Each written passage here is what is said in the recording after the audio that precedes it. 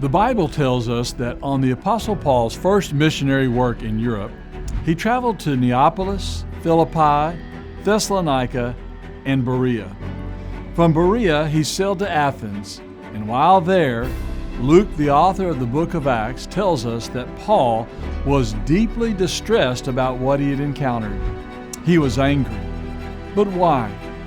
What exactly did Paul see, and what did he experience while he toured the legendary city of Athens?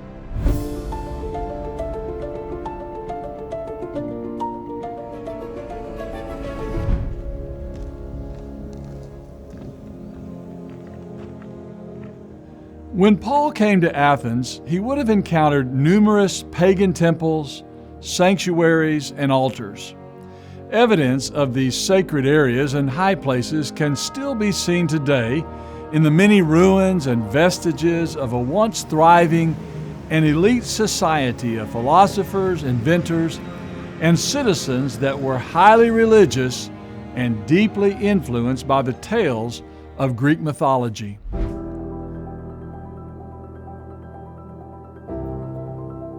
One of the first things Paul would have seen was the Pnyx, where during Athens' classical period, its citizens were called to assemble for the purpose of speaking about the affairs of the city and on occasion casting a vote. At this sacred site, archaeologists have discovered numerous niches carved into the bedrock. These niches were created for the placement of votive plaques depicting human body parts which expressed gratitude for healing. East of the Pnyx and at the base of the Acropolis, Athens possessed a sanctuary to Asclepius, the god of medicine and healing, along with a theater built in the honor of the god of wine and pleasure. The theater contained a front tier of seats that included 67 marble thrones with a seating capacity of 16,000 spectators. Athens was also known for its temple to Olympian Zeus, with 104 Corinthian columns that were 55 feet tall. This enormous temple was once the largest in the world. In the north, Athens had a Greek and Roman marketplace where commerce, entertainment, and civic activities of all types occurred. Known as the agora, the marketplace was the heart of Athenian life and its cultural center. According to Acts chapter 17, it was here that Paul reasoned with others about Jesus and the resurrection. The agora was also a place for learning and the exchange of ideas, especially at the large freestanding buildings with numerous colonnades and covered walkways known as a stoa. Beyond merchandise and learning, the agora was crowded with signs of religious devotion as well. Worship was given to Greek and Roman deities, as evidenced by the discovery of a stoa dedicated to Zeus, and also a temple of Apollo Patrus, the father, and an altar to the 12 gods, a sanctuary of the mother of the gods, and one to Aphrodite, the goddess of love. In the Roman section of the agora, a beautifully designed hexagonal building was built and dedicated to the 8 gods of the wind, one of which is mentioned in the book of Acts in chapter 27. Overlooking the Greek agora, the temple of Hephaestus still stands today and can be easily seen from many places in the city. Hephaestus was the patron god of fire, volcanoes, blacksmithing, and artisans. This beautifully designed temple was made of marble and is now one of the oldest and best preserved buildings of the Greek era, dating to the late 5th century BC. Its fluted columns, Doric capitals, and elaborate metopes and triglyphs testify to the emphasis and value the Athenians placed on the worship of their deities. Pagan worship was rampant, and as a Roman historian said, Athens is full of the images of gods and men adorned with every variety of material and with all the skill of art. No greater example of that devotion can be found than what occurred on the large, high escarpment at the center of Athens, known as the Acropolis. The Acropolis was a sacred area which possessed an impressive and elaborately designed entrance where gods such as Athena, Nike, and Zeus and Poseidon were worshipped.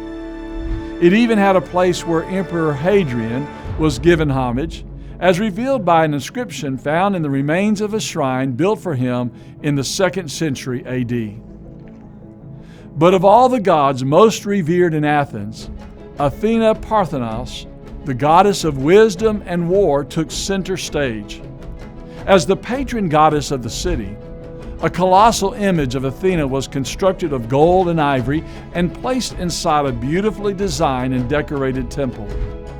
Commissioned in the year 447 BC by the statesman and military leader Pericles, the temple was known as the Parthenon.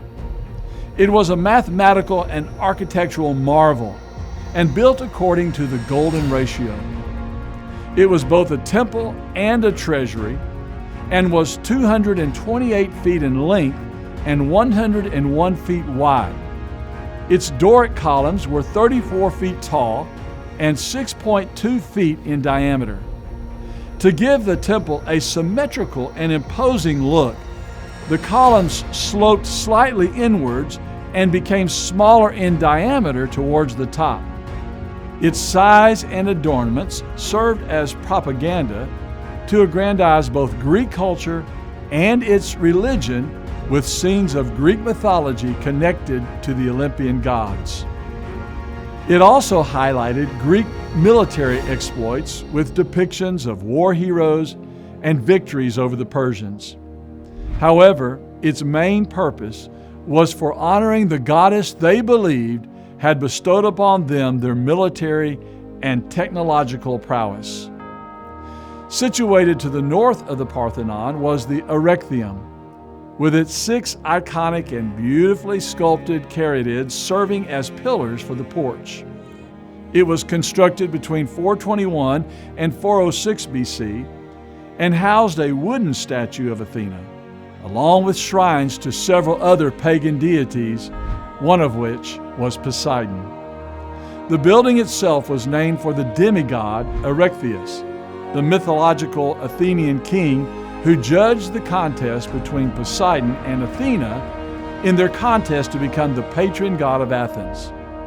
The Erechtheum, Parthenon, and all the other temples, altars, and shrines scattered around the city clearly reveal a pervasive religious devotion to the pagan deities of Greek mythology. Lucian said, "On every side there are altars, victims, temples, and festivals." And as Luke records in the book of Acts, Athens even had an altar erected to an unknown god. An altar erected perhaps so as not to offend a deity that they had somehow overlooked. The expense and time that it took to construct such buildings and objects of worship was astounding. And to think of the devotion given to what in reality did not exist must have been both extremely sad and infuriating to the Apostle Paul. But while their devotion to idols was disturbing, I believe even more frustrating to Paul was knowing that these religious devotees were being duped and robbed of an intimate and personal relationship with the only true, all-wise, immortal God and Creator. So when Paul came to the agora and later to the Areopagus, he wanted the Athenians to know that the true God was powerful, generous, cared about everyone, and actually made promises and gave assurance to all who would follow him. The true God wasn't aloof and far away, but instead was and is near. He wasn't hiding in obscurity, unwilling to be known, but wanted and wants to be known. In contrast to pagan theology, Paul revealed that the unknown God whom they had ignorantly worshiped had a lofty view and high regard for man. by speaking of them as his offspring. So, here at Athens, in the land of the Bible, it is easy to see the powerful connections between faith and fact, and to know why Paul was so frustrated and so angry when he came to that city. He saw what paganism was doing to people and how it robbed them of their value and hope and of the sacred peace that comes from knowing God both now and in the day of judgment.